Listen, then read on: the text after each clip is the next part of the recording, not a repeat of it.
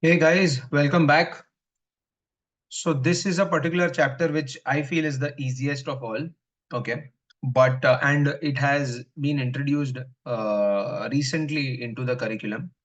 Having said that, it is a very relevant topic to understand. So a good initiative by the institute to include this. Okay, and at the same time, very easy one. So काफी unneeded चीजें थी economics में जो अब नहीं रही है. So good for you all. Uh, Now, when I talk about geopolitics, okay, it is very important to like if I am an investor or if I am an investment manager who is managing money for my investors, it's extremely important that I understand geopolitics. Geopolitics net kya hai if I have to describe it in the easiest way. It's the relation between countries, as simple as that, right? They don't seem big until and unless something wrong happens. Okay. People tend to ignore geopolitics until and unless something bad happens. For example, recently happening Russia and Ukraine war, which has still not halted, or the Palestine situation, which is being faced, right? These have negative impacts on the entire global economy, and it leads to loss of resources, loss of opportunities, most importantly, loss of lives, loss of economic growth, supply chain constraints, overall disturbed international relations. Why? Because, for example, if there is Russia and Ukraine, there will be some countries who will or will have to support Russia, or there will be some countries who will or will have to support Ukraine. Why? Because काम धंधा भी तो है, right? I mean, everyone has their own interests with those respective economies, जिसमें the team Russia and team Ukraine के बीच में भी हो जाती है काफी. Overall, it's not a healthy thing, right? Overall, it's not a healthy thing. And as an investor or an investment manager, one needs to understand the importance of geopolitics and one needs to count and factor in. Okay. One needs to count geopolitics as a very, very, very important factor of decision making before they invest in any market. Okay. So that is very important. Now, in terms of the literature and the chapter, very chotu. So let's do this. So, geopolitics. Interactions among nations, including state interactions, that is between national governments versus and non-state interactions, that is companies, non-government bodies, individuals, right? So basically, relation are of two types. One is between Narendra Modi and let's say Joe Biden, correct? So that becomes a state relation. And then that there can be non-state relations as well between companies. A company incorporated in India and one in US, उसके बीच में भी relation हो सकता है, correct? Or a non-government body, an NGO which has a relation outside India, business relations, correct? Or individuals, some exporters and traders who have relation with each other for the import-export activity, right? So geopolitics is not only between the governments of countries, but also between the business people, also between the NGOs, also between the importers, exporters, correct? Geopolitics is affected by geography, culture, power, reserves, natural resources, need, history, technological growth, defense, etc. There are many things which affect geopolitical scenario. Okay, number one is geography, right? The place where you are situated makes difference, क्योंकि the place where you are situated defines the culture. Okay, the culture से पता चलता है the demand and supply and the needs and the desires of people, lifestyle of people. Geography से वो भी पता चलता है that what are the kind of natural resources a country or a particular region possesses, correct? Technological growth से पता चलेगा that which countries in the entire world have great technological know-how growth, so that a particular company sitting in India or a government sitting in India can go and approach that particular part of the world that, hey, listen, I want to adopt, okay, I want to adopt your technology in my processes so that even I increase efficiency in the functioning I have, right? So it is of all affected by these. Okay, defense, correct? There are, like, I mean, different armies. India has its army, US has its army. Some in some countries army is imported actually, right? It is basically there are many countries worldwide who provide army support to other countries because वहां पे इतना defence form नहीं है. Okay, तो army man बेचते हैं, arms ammunitions देते हैं, and a lot of things, helicopters and what not, jet fighters and stuff, right? Cooperation between countries might be there, but the degree of cooperation depends on the national political decisions and longevity of existing power, correct? Cooperation might be there. Let's say there might be good relations between two countries, but overall, the level of cooperation will depend on two things, okay? That is the national political decisions. Let's say if our political decisions are not affecting US in a negative way, then we might have better cooperative relation. And more importantly, longevity of existing power. If let's say for a long period of time, Mr. Narendra Modi, okay, is the PM for India and continues to be, and at the same time, the same thing happens with the US as well. Okay, तो उससे क्या हो जाएगा, दोनों को एक दूसरे की हर चीजें पता है. Okay, दोनों एक दूसरे के साथ फ्रेंड्स है, they have discussed a lot of things together. Both will try to cooperate with each other. Non-state actors, basically like companies, generally come together to form standard rules that help them stay on the same page when seen from an international lens. Okay, a lot of companies came together and started adopting IFRS. The latest being IFRS 16, and now 17 is going to come. ठीक है, तो उस हिसाब से all the companies came together for the betterment of investors, global investors across. Why? Everyone adopted IFRS so that the statements are comparable across boundaries and geographies, so that international investors, they don't have to go and study each particular accounting standard of that particular country, the domestic accounting standards. Rather than that, everyone has started to follow IFRS apart from US, which follows US GAAP. So इससे क्या होता है, cohesiveness बढ़ती है, cooperation बढ़ता है, it becomes easy for investors, and overall participation increases, correct? And when a brand like IFRS, everyone knows, if they have adopted, companies have adopted that, certainly IFRS is known for its quality principle based accounting standards. So credibility will never be an issue for the investors in terms of data, correct? Soft power is used by countries where, because of cultural asset transfer, one country might threaten force on other, right? Soft power का मतलब क्या है? Like for example, China, ठीक है, China मुंह पे किसी को बोलता नहीं, ओके, इट डज नॉट से it loud, but it knows that it is a great supplier to the global economy. Okay, India is getting on track. However, China is way ahead right now. There is a lot of time to go for India to get to that point, and it will surely do. But overall, today, if China starts sabotaging a lot of countries outside its boundaries who are using China as the hub for manufacturing, it will be a difficult time for other countries and companies. क्यों? शायद से दूसरा कोई कर लेगा, India कर लेगा और कोई कर लेगा, but to match that quality standards, okay, with that cost. See, cost and quality both are top notch. Other countries are trying to catch up to these things, but either the quality is not up to the mark or the cost is very heavy. So ye problems hai. So such countries, when they know that they have formed a moat, they try to show soft power. Priorities of an economy can also depend on geophysical resource endowment, resource that it has versus a resource it seeks, correct? So let's say for India, okay, India has a priority for certain sectors or for certain resources it does not have, correct?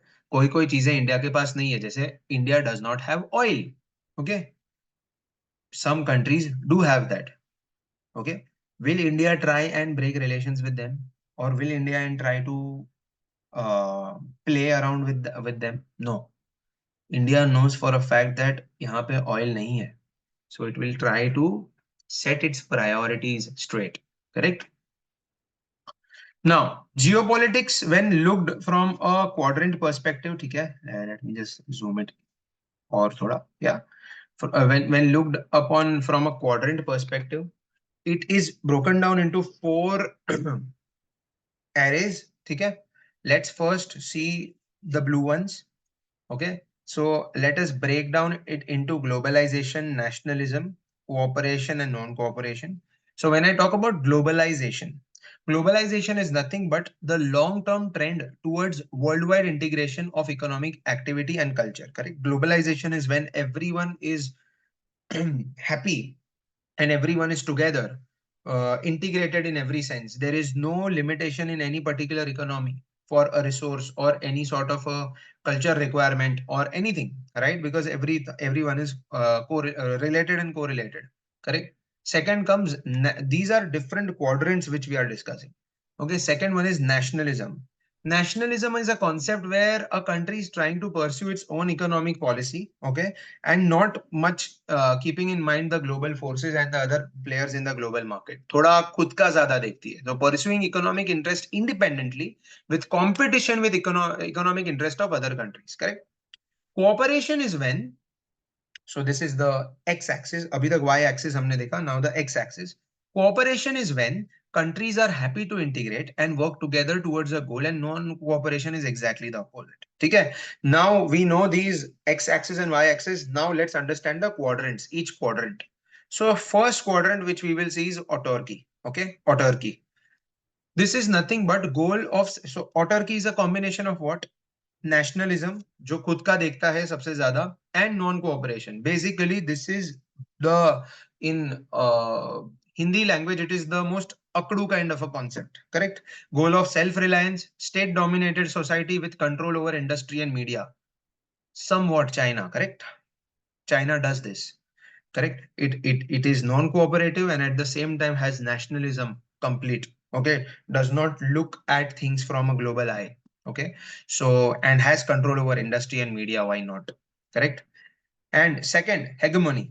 Okay, hegemony is a mix of globalization and non-cooperation. So these, the countries that fall under this particular concept are open to globalization. They want to do things together, साथ में करना है, but the level of cooperation is not that great. Okay, so open to globalization but having size scale to influence other countries without cooperation. Basically these are those countries that have good size and scale to become global.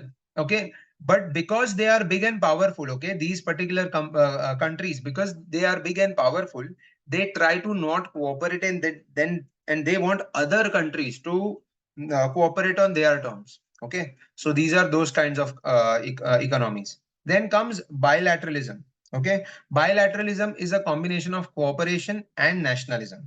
Cooperation with other country but resistance in entering into multi-country arrangements. So bilateralism is a thing where I want to go global, but there are certain set of countries only with which I want to work. दूसरे सब भाड़ में जाए. Right? I have this strong thinking about some countries where I don't want to work with. Correct. So that becomes bilateralism. And then the last one is multilateralism, where there is globalization as well as cooperation. These are those types of countries who want cooperation, who want to go global, and they are absolutely cooperative. Correct. Then regionalism, okay, which is not there in the quadrant, but there are some concepts in your book, so I need to teach that.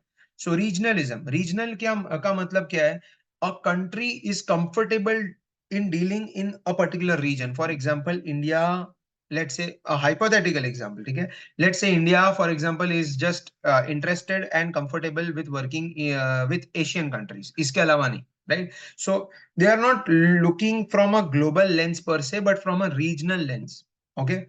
Role of non-state actors. FDIs and FPIs are routes investors use when they are inclined to work or invest in other countries, but the government might not be okay with it. Okay. There are some governments who are not so supportive when it comes to investments from FDI and FPI. Okay. And at that point of time, things start getting difficult for a lot of players in the market. In the above case, in this case, basically, globalization is desired, but might not just, but might just be constrained by law. Correct. So some players within the country, let's say country is not cooperative, let's say China is not cooperative, but companies within them, they would love to be a part of other country investments, or they would want other countries to invest in them, but somehow their government is very much restrictive in their approach. Organizations like IMF, World Bank, WTO, World Trade Organization are present to form more cooperation between countries and foster growth and development of all by working together and imparting stability. Correct? They are working together from different aspects. सबका अलग-अलग point of view है, सबका अलग-अलग काम है, but सबका goal एक ही है, that everyone wants that the world comes together and they foster growth and development, all over growth and development, disparity के बिना. Correct? Now, some geopolitical risks. Number one is event risk, timing known, but outcome uncertain. Okay. So let's say there is some event which is going to happen. Let's say the basically carbon footprint को कम करने के लिए एक event होता है COP करके, right? A COP event is held almost every year. Okay. Now, what will be the outcome of that event? No one knows. But timing everyone knows, but the outcome is uncertain. Like for example, OPEC meetings and stuff, right? Timing knows, but outcome is uncertain. So that outcome, if bad or good, can influence the markets and investments, right? Exogenous risk, unknown risks, events like war, like what happened in Russia, Ukraine. Thematic risk, known but happens over a long period of time, like human migration, cyber risk, etc. Like this is that kind of a risk, for example, which Japan faces. Okay, it was known that Japan ka population ka issue hai, population in the sense that larger set of population in Japan, okay, is old. Okay, so young population की बहुत कमी है Japan में, जिसके वजह से आज भी they face a huge issue of deflation. Okay, so this is a thematic risk. People know about it, but it happens over a period of time. Correct? Likelihood of geopolitical risk. Understanding the probability of a risk affecting an investment. Example, COVID. अब जब COVID था, okay, everyone kind of knew that, okay, something like a coronavirus has come. But which particular theme in geopolitical scenario will get affected the most? It is the multilateralism. The countries that have adopted multilateralism suffered the highest. क्यों? क्योंकि they were connected all over, they did not have any boundaries or restrictions on anyone. That is the reason they faced huge amount of risk. Then comes velocity of geopolitical risk. How fast an event can reflect on investment value. Okay, this purely depends on whether that particular kind of risk is affecting an investment from a business perspective. ठीक है, शायद से कभी कभी कोई कोई चीज ना भी करे, जैसे कि currently the war which has been happening, the Hamas Gaza issue which is happening right now, it has not caused any issue to the Indian stock markets or the US stock markets, which are, at almost all-time highs. Correct? So it depends. Black swan risk. These are low probability but disastrous events that if happen, then the short-term life is difficult. So this is what happened during the global financial crisis or also during the COVID crisis. But long-term investors are generally not worried about that. They, in fact, they love such market crashes where they can buy more at the cheapest of valuations. So yeah, that's how it is. Tools of geopolitics. National security tools. Okay, there are different tools which you can use as a economy to play within the geopolitical environment. So one is the national security tools. That is the army, armed conflicts, espionage, multilateral, bilateral agreements. Active if economy is using it, and threatened if country appears likely to. Destroys capital and migrates people away to other countries. Okay, what it is trying to say is that these are the tools that you can use in geopolitical scenario. That is the national security tools like armed conflicts or multilateral agreements or something. Okay, if used in a negative way can be very disastrous, okay, because usse war ho jayegi. But if used in a very cohesive and proper way, then it can lead to good growth and development. Second is the economic tools, which is basically cooperative or non-cooperative. Cooperative is nothing but the free trade areas ki bhai khol do, jisko trade karna hai karo. We won't restrict you. We won't even charge that amount of excise duty, import export duty nahi karenge. common markets, economic unions, right? Like how it is in the European Union. Non-cooperative is nationalization, export restrictions, and content requirements, etc. So it's a clear two distinction. Financial tools is what basically curbing foreign investment, curbing currency flows, fluctuations in currencies because you are not allowing some currencies to enter into your jurisdiction and stuff. So that leads to issues. So these are financial tools. So national security tools, economic tools, and financial tools. The last, impact of geopolitics on investment. Okay, this is the reality. This is the thing basically for which we studied this particular chapter. Focus should be on highly probable risk, and that too those risks that coincide with bad business cycles like a recession. For example, कहने का मतलब ये है that let's say if you are in a situation like recession, where situations are already so bad that overall economic growth and development is under some radar, okay, and it's not happening. अब वो time पे if some low probability or high probable risk, if you identify that it's happening, then it becomes a problem. So basically, always try to connect the business cycle with the risk which you are going to face. If the business cycle is good, very nice. And if the risk that you are facing is also there, then you might think, but let's say if the business cycle is weak like a recession, and then there are geopolitical risk also, you might automatically would want to either not invest or liquidate your positions. Second is scenario analysis or signposting. Basically, using signals, जैसे मैंने आपको पता है signals समझाए थे इसके पहले के पहले चैप्टर में, करेक्ट? सो यूज सिग्नल्स और scenario analysis that shall be set and used to predict year, okay? इससे प्रेडिक्शन आप फॉर्म कर सकते हो that oh okay, what if analysis, you can do what if analysis, that what if this war does not stop, what if the war escalates, what not, or looking for signals, macroeconomic indicator से check कर सकते हो that okay, this kind of this data, there are many data sets that help you gauge the reality of a risk, okay, जो धीरे धीरे उभर के बाहर आता है. So you will be able to understand that beforehand and act on it. So yeah, guys, this was about geopolitical risk. It's a छोटू सा chapter, cute chapter. If you get questions from here, I think full marks. इसमें क्या tension है, right? So yeah, see you guys in the next video. I hope you understood. If any doubts, please get back.